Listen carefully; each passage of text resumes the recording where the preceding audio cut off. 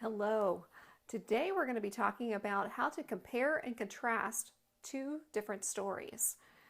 Now, what we're going to be talking about so when we're talking about comparing and contrasting stories, we're talking about how they are the same and how they are different. Now, the two stories that we're going to be comparing and contrasting are The Gingerbread Man and Little Red Riding Hood. Now, hopefully you have already read these stories, these fairy tales. If you haven't, now would be a good time to go ahead and read those, or just try to think back and refresh your memory if you've read them a long time ago. Try to think for a minute what happened in those stories. You should also be looking at a page that looks very similar to this. It's called a Venn diagram. Now, the different parts of a Venn diagram, the outside of the circles are how the stories are different. The inside, where the two circles overlap, that's how the stories are the same. So let's go ahead and take a closer look at The Gingerbread Man and Little Red Riding Hood. And we're going to say how they are different and how they are the same. Let's start off with some of their differences, shall we? Now, with The Gingerbread Man and Little Red Riding Hood, even if you haven't read those stories before, we can also infer who the main characters are of these stories. The main character of Gingerbread Man, if you said it was the Gingerbread Man, you're on the right track. Okay, so we can say that's one difference. The main character is the Gingerbread Man.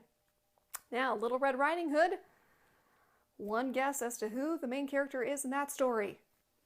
That's right, Little Red herself. Okay, so since these are things that are different, I'm going to put them on the outside circles. So here I can contrast the main characters. Now, something else that's different about both these stories, the bad guy. Okay, who is the bad guy in The Gingerbread Man? Okay, so think back here.